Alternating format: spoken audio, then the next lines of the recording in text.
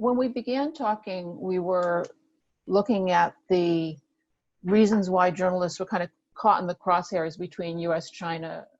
and Chinese governments as they go at each other. I wanted to go back to that question a little bit, but from a different angle, to ask, what role do journalists play in shaping perceptions that Americans have of China and that Chinese have of the United States because of the fraud they carried out? So reporting is important to facilitate investment in business, and reporting also in terms of shaping the perceptions that policymakers and ordinary people have of the other country. You want to take that one, Paul? Sure. I mean, I think obviously it's critical, and I think that as time has gone on, I think what journalism, what foreign journalism in China has done has grown more sophisticated in some ways. And maybe I'm just saying that because I'm the most recent, but I do think, if you go back and you look at the 2006, 2007 era, I mean, part of it is people were so hemmed in the old days, right? But more recently, a lot of it was about explicating this sort of economic boom and these incredible stories, and sort of these wild things that were going on and all these opportunities. But as time went on, and as things sort of started being closed down, and you saw kind of this new concentration of power and these new crackdowns coming out one after the other, I think it kind of became about that. And you did see just more broadly the investigative kind of takes that foreign media were doing, I think, grow. I mean, when you sort of go back to, the Journal's coverage of USALI, and then, the Times with Wen Jiabao and Mike Forsyth on Xi Jinping, I think that was a real inflection point, because it was this moment that you really saw the journalism puncture beyond the kind of things that were, in general, the sort of the things that were laid out and acceptable in this just tremendously impactful way. And then I think people were kind of inspired from that and kind of kept going with that. And there's kind of a through line from that to today, where, the sort of coverage that both the Journal and the Times and other media have done on Xinjiang, on surveillance, on the high politics, when you can get a brief kind of glimpse behind the curtain on Hong Kong, all of these things. And so I do think it kind of pushed maybe further. And what's interesting is, at the same time as Chinese media was getting denuded and kind of cracked down upon, I think it felt a little bit like that was more vital, a service for us to play. Like, you couldn't, there weren't as many big investigations in Caixin, and a bunch of other papers kind of went away. So it felt like there wasn't as many places left to do that. So we were kind of left trying to do that. And part of me does wonder, how much should we sort of think about just explicating something for a regular reader versus pushing, our own knowledge and sort of really digging into some idea that nobody's heard of, and sort of lifting up the, pulling back the curtain a bit and showing something different. And there is a balance there. And I do think it sort of shifted more towards the investigative. And I do think that, that made Chinese leaders more uncomfortable with the presence. I don't know if you'd agree with that, Josh. No, I totally agree with that. I mean, I think that's, yeah. I mean, I think that, thinking back to the sort of that whole period of time with USALI and then the Wen Jiabao and Xi Jinping reporting, I mean, the competition at the time amongst foreign media was really, really high. I mean, I think it was great, and I do think that since then, foreign media, we have more reporters than used to be there, and more of them speak Chinese. More of them have spent kind of lifetimes or significant chunks of their lifetime, studying China. And so I think there was I agree. I think that foreign media has started to play a pretty important role in exposing that. And it is controversial. I mean, there are people who think that the job of a foreign correspondent is just to be in a place and explain it to the outside world. And I'm not sure I totally agree with that.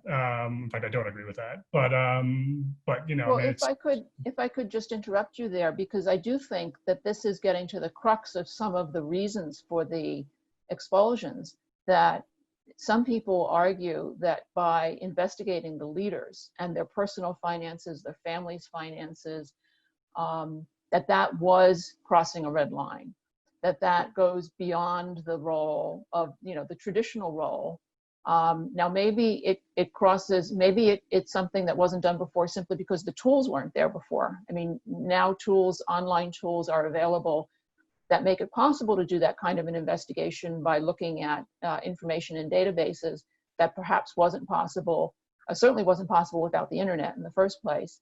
But traditionally, looking back, it's pretty rare for a foreign newspaper to be reporting on corruption in detail, not in a general way, but in a great deal of detail, to be breaking news about corruption at the leadership level in another country.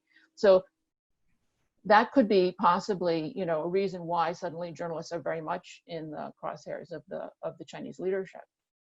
Yeah, I think there's no question that the party has made that a red line. I think without getting into great specifics, I think, when bureau chiefs or when journalists get called in and talked to by MOFA, a lot of the times it's because something they wrote about Xi Jinping. And it's not even necessarily investigative stuff. It can be pretty frivolous things that they just don't like. But yeah, I think it's definitely taken it far, and it has, and people have, had opinions, have said they don't think that that's necessarily the role of the foreign media. My response to that has always been that, China is the world's second largest economy, drives global growth, is deeply integrated with the U.S. economy. And so, for American readers, we have a Chinese website, so we do have Chinese readers, but even just considering American readers, I think to us, we just feel like it serves our readers to know all this, what's happening in this incredibly important place. Yeah, that's a great point. It's always startling to pull back. The thing is, in 2008, even early 2000s to now, the importance of China in the world and its power is so tremendous, and it's become more opaque in that time, not less. And so, in some ways, yeah, very much, it's just shocking to step back and think that how powerful and how important China is, and how fundamentally little we understand about the top politics and everything else that goes on. There's just so much we don't know, and I think that it did become more imperative, over time, because of that power and that feeling that this is one of the biggest players on earth, and we don't even know if she had a heart attack, who necessarily would be next, and we don't really understand what's going on with the Chinese police and what the data they're collecting. We don't understand post Zhou Yongkang exactly where they are, and in the system in terms of power. So there's just, it felt like that these questions got bigger because China got bigger, and they got harder to answer because China got more opaque, and that made it all the more intriguing in a way, but also more, made the reporting lines far more dangerous, both to us and to the Chinese government.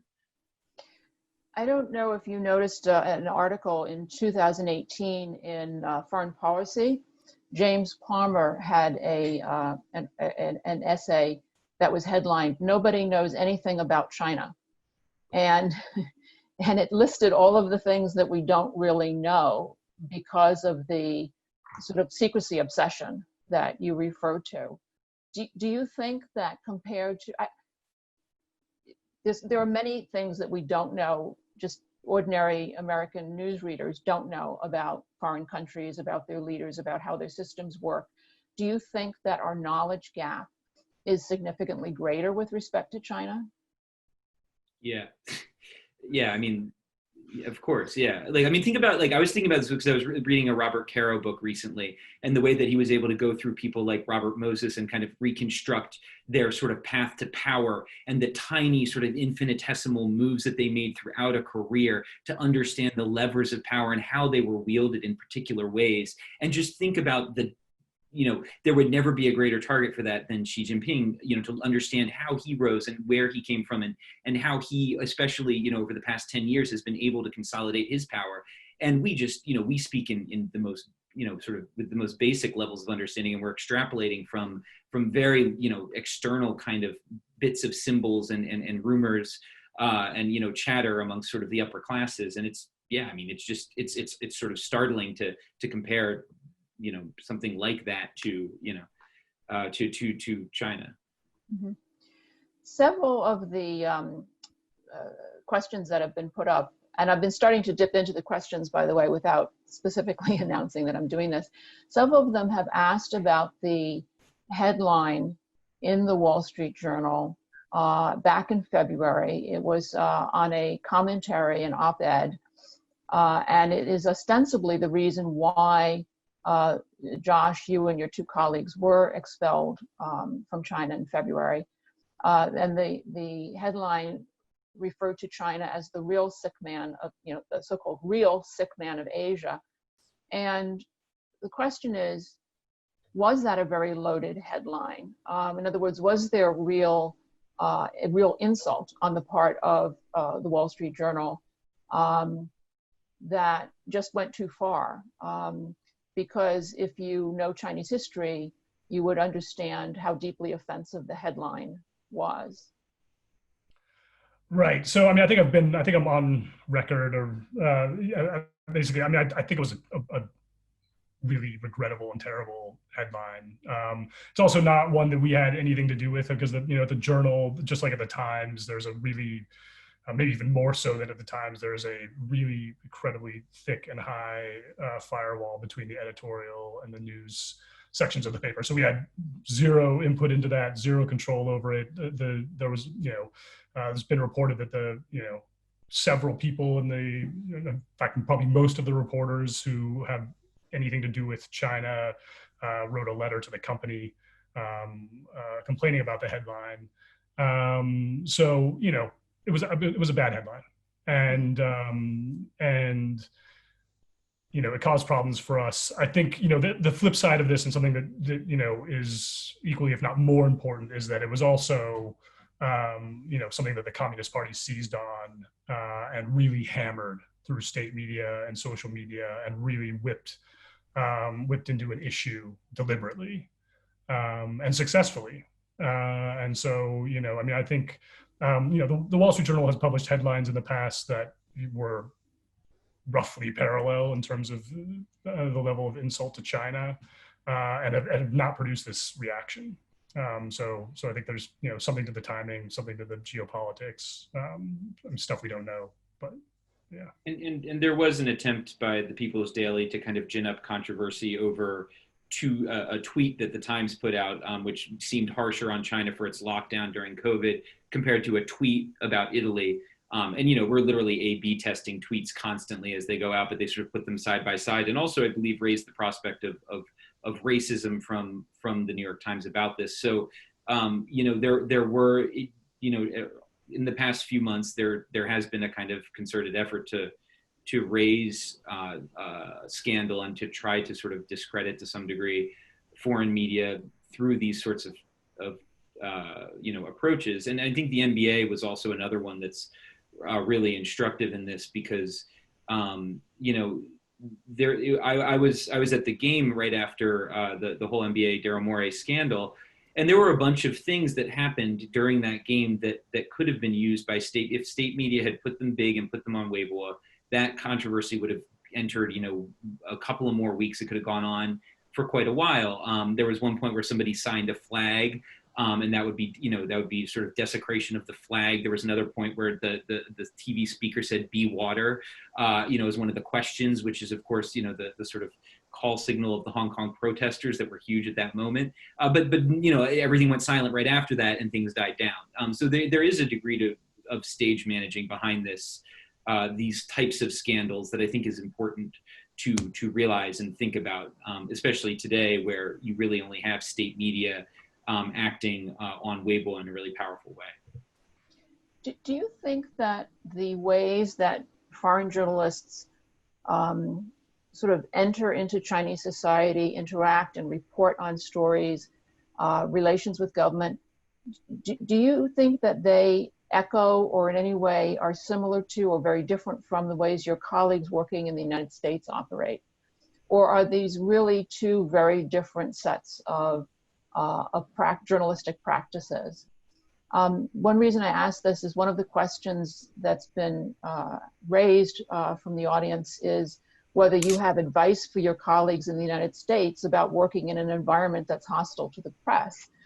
And, sort of like, well, even before you get there, you have to ask to what extent you're even exercising the same kind of journalism in China versus the United States. How is it different being a foreign correspondent maybe another way of asking this, and I'm sorry if I'm making this very complicated series of questions, but about the differences between foreign correspondents and being a domestic reporter in your own society. There's one factor there, but also this question of relationships and how you comport yourself within the society.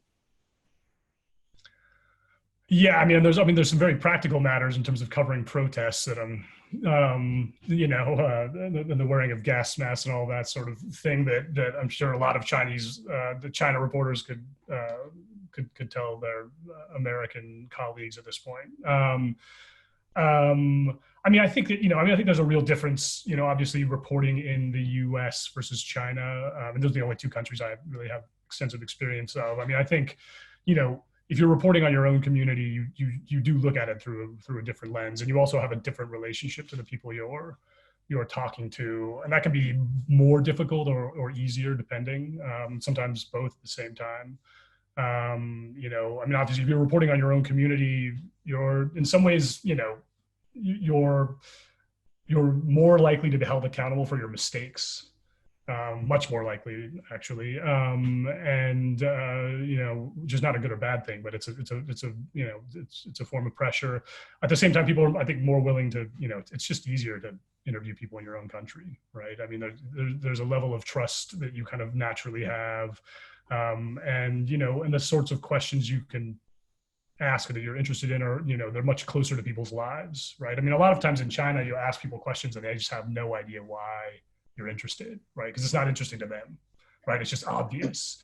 And so there's a lot of work you have to do to just be like, no, it's interesting to Americans, why you're doing this. And they're just like, I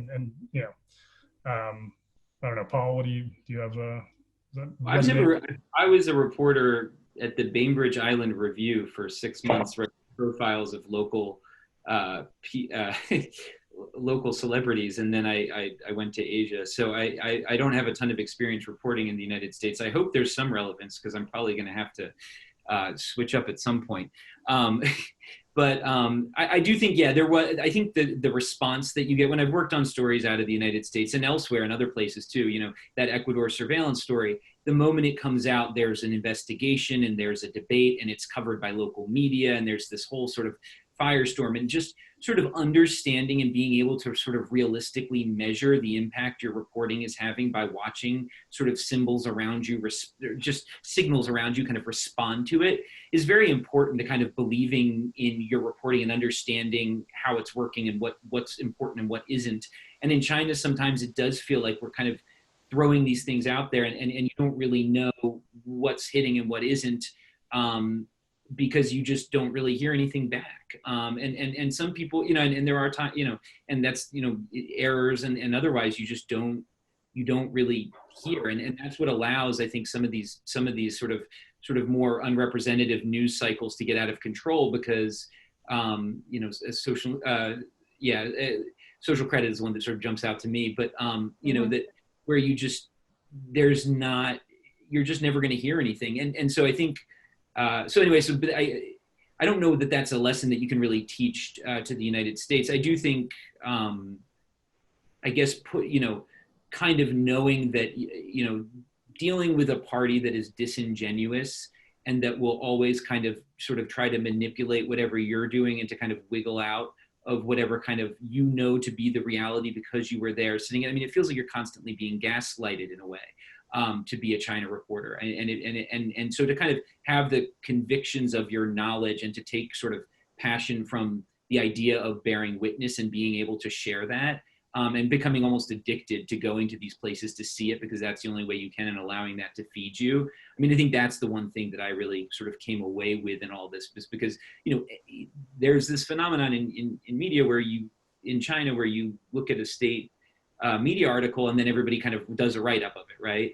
And in every single instance when that happened, I would kind of, at first I used to think, oh yeah, that's right. And I would just sort of like, make a mental note that, okay, yeah, now WeChat's being used in this way, or now this is happening. But every single time I traveled to the place to see what was actually happening, the state media was so woefully incorrect and in really fascinating ways that it was remarkable. And so I think just kind of, understanding that you really, have to be there and have to just sort of be relentless about witnessing is a really important element to all this.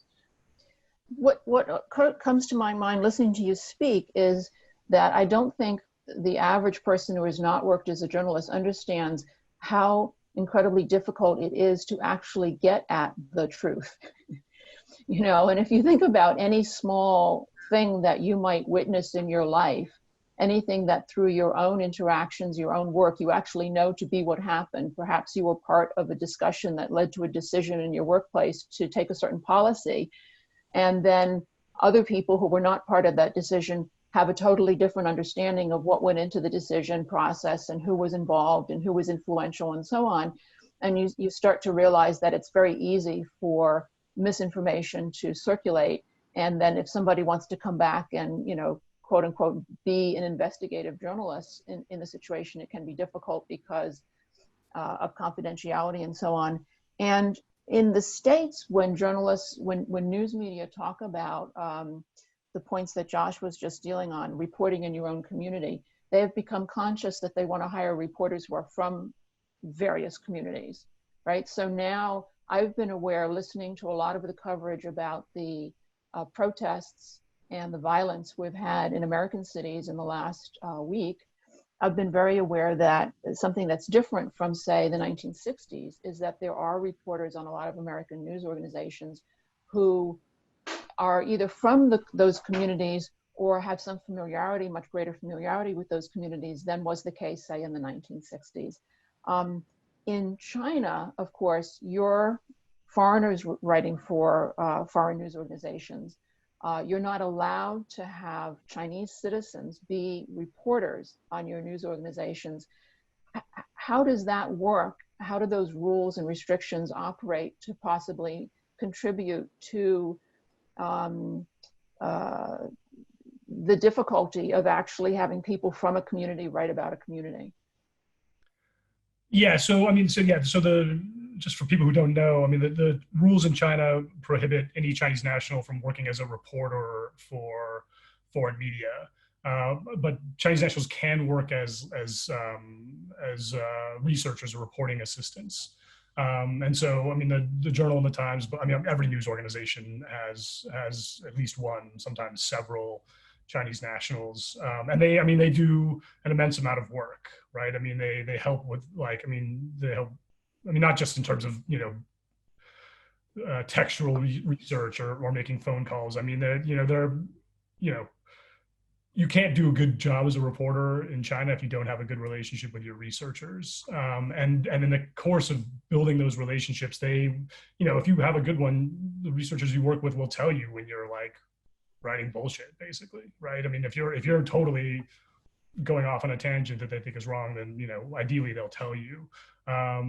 And so yeah, I mean, it's a bit of a hack. I mean, we all, like, you know, every foreign newspaper wishes they could just directly hire Chinese nationals to be reporters. I think you probably would have a lot more of the sort of Wen Jiabao, Xi Jinping well stories, USALI investigations. I mean, no doubt about it. Which is precisely why the party doesn't allow them to do that. But I mean, you also yeah, can't hire Hong Kongers and Taiwanese too, and it's right. A similar, you know, calculus. Yeah. Mm-hmm. Mm-hmm. Are there any channels for getting constructive feedback on your reporting?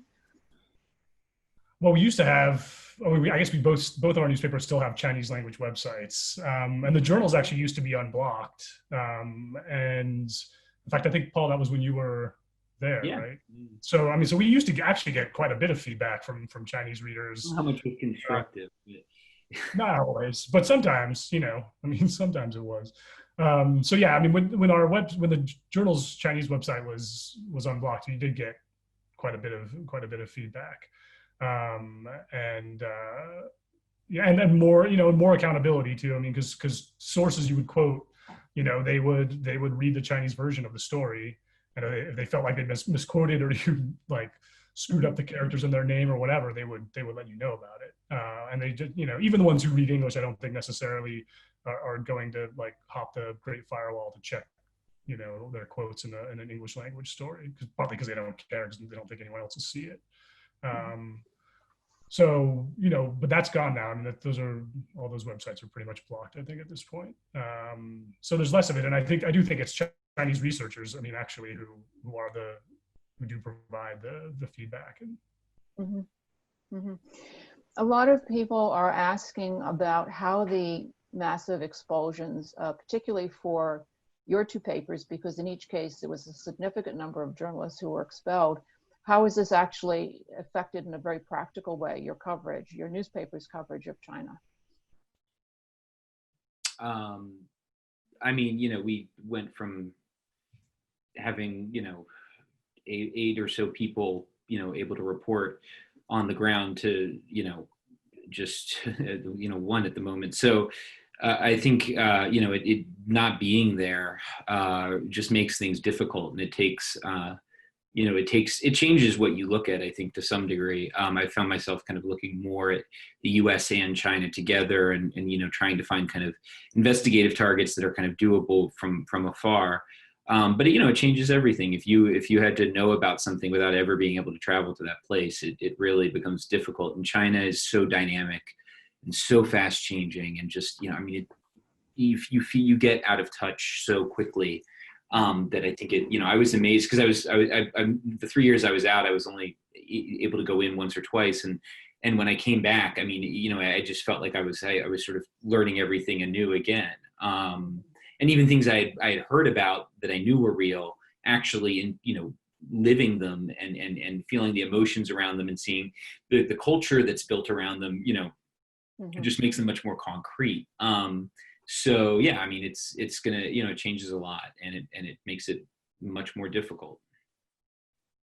Does it make Yeah, I was going reporting? to say that's definitely the case for the journal too. I know we have a few more people. We have 4 people left there. Yeah, I mean, like Paul, I mean, we're definitely going to concentrate more on what China is doing in the rest of the world, partly by necessity, but also because I think it's really fascinating. I mean, if there's a silver lining to the expulsions, it's that we now kind of have an excuse to devote more resources to the ways China is changing, sort of how things work, globally. But I mean, not talking about us necessarily or the journal, or as a newspaper, but I think in general the coverage of China is. I mean, I think it's not having. Losing reporters from China just opens up more space for other kind of maybe less scrupulous news organizations to write like really speculative, kind of fantastical things from the US or elsewhere. I mean, there's still a lot of foreign reporters in China, and they're doing a lot of still amazing work. But I think the fewer foreign journalists you have in China, the less you're going to get of kind of accurate, nuanced, colorful stories, and the more you're just going to get of kind of hackery. Mm-hmm. Mm-hmm. How much do you think of what is written about China, what an average reader sitting here reads about China in English, is written by people who are based in China, as opposed to written, generated, conceived of by people who are not based in China? My impression, since I've been sitting here outside China, is that it's actually the majority of what I see is written by people who are not there. Would you agree? I don't know if it'd be a majority. There's certainly a lot more. I mean, I mean, you've had a lot of experienced China reporters leave China kind of voluntarily before we all got kicked out, and a lot of them have continued to write about China.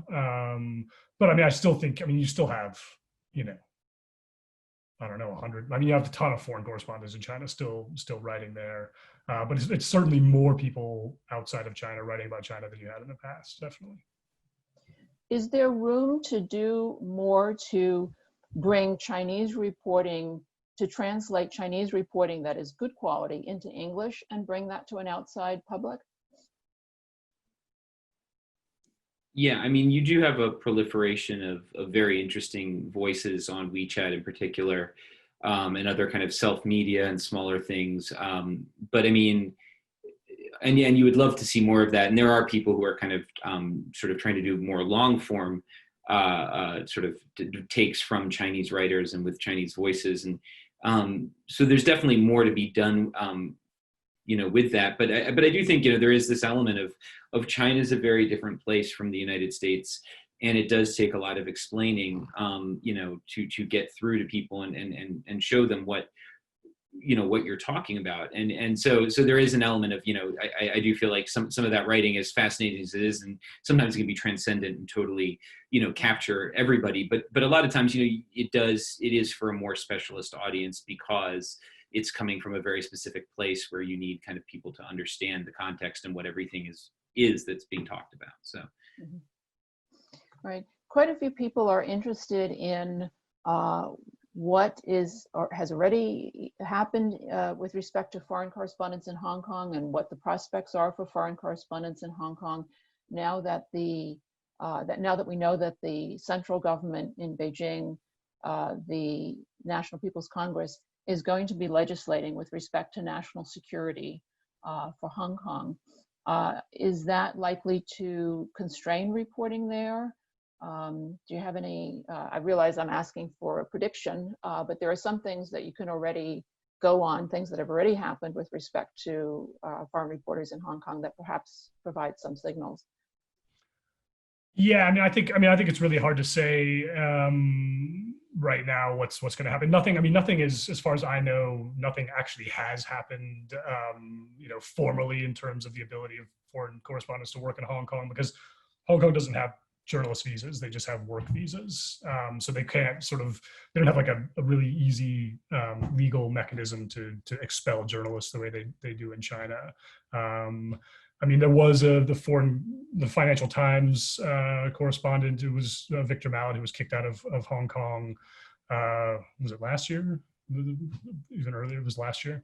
Which is a worrying sign. I think everyone took it that way at the time, and I think in general, I'm sure news organizations are obviously looking at the national security law, I think, and wondering what's going to happen. But it's a little bit hard to say right now what that would be.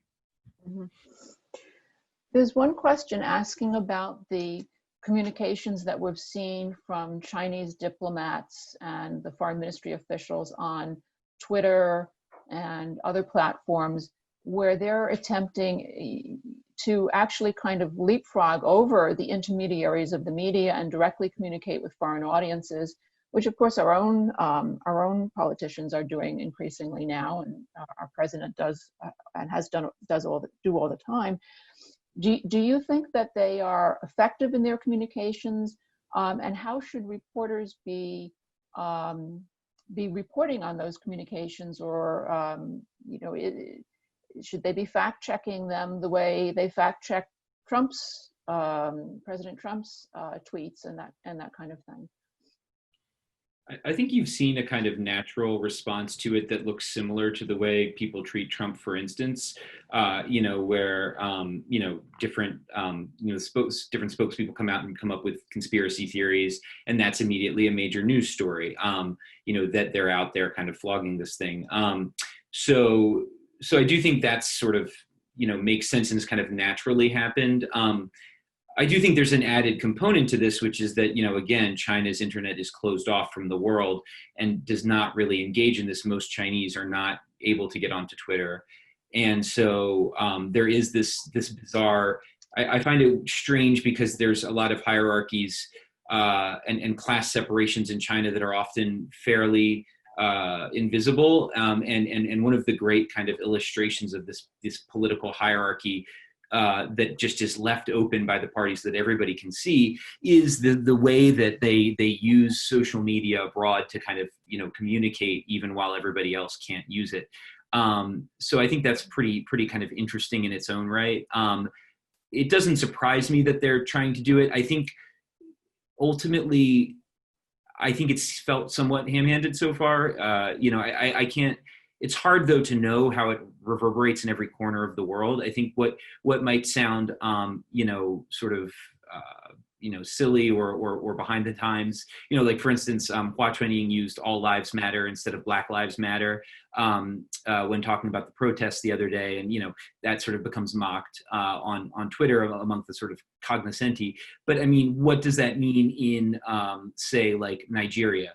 Or what does that mean in India? And I think that this is one of the things is these platforms are all over the world. And so you see this go out, and you can see it sort of, in sophisticated, in certain places, people will take it one way, and in other places people will take it another. And so I think it's like hard to say, we don't know yet. Certainly as soon as the diplomats were unleashed on Twitter, things went really bad really quick for China's soft power. And I think it was like eight ambassadors were summoned within a couple of weeks, and like a few accounts were suspended.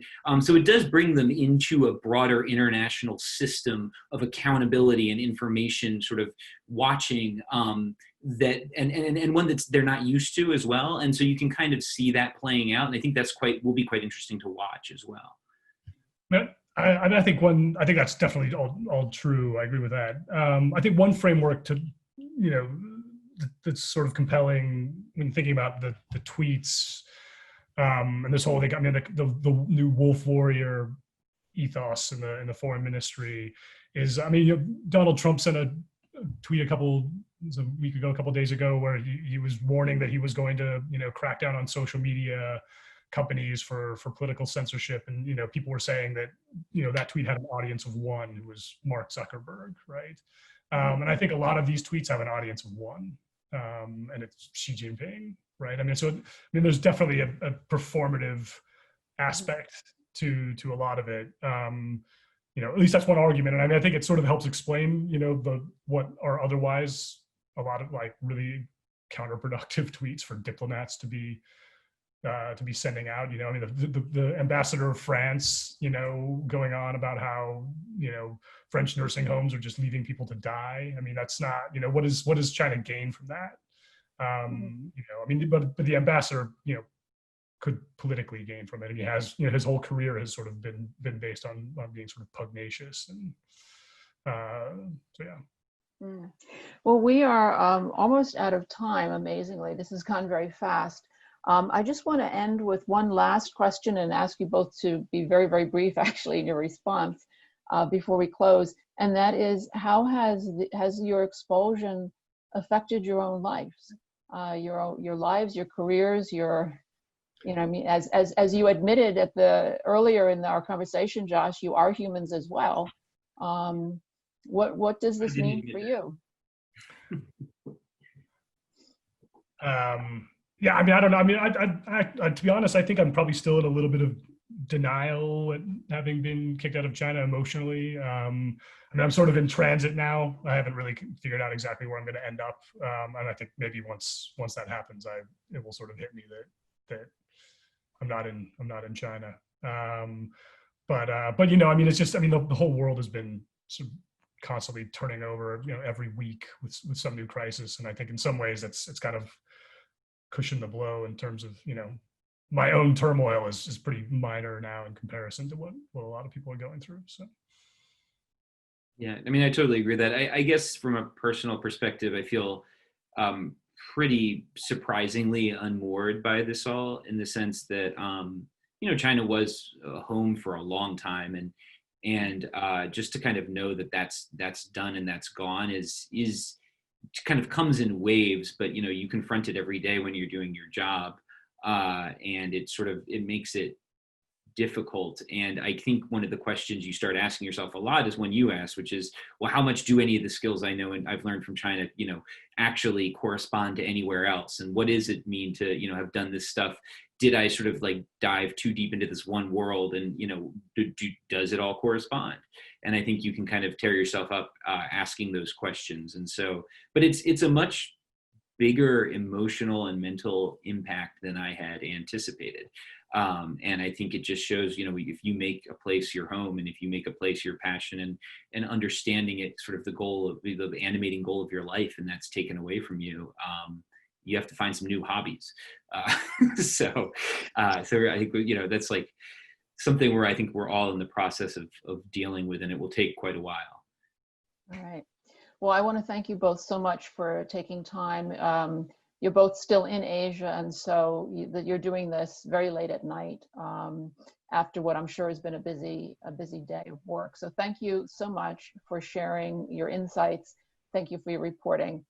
And thank you to our audience for joining us for our last Zoom talk of this academic year. We'll be advertising again in August for another slate of talks beginning in September, and we look forward to seeing you all then. Thank you. Thanks, everyone. Thanks, Catherine.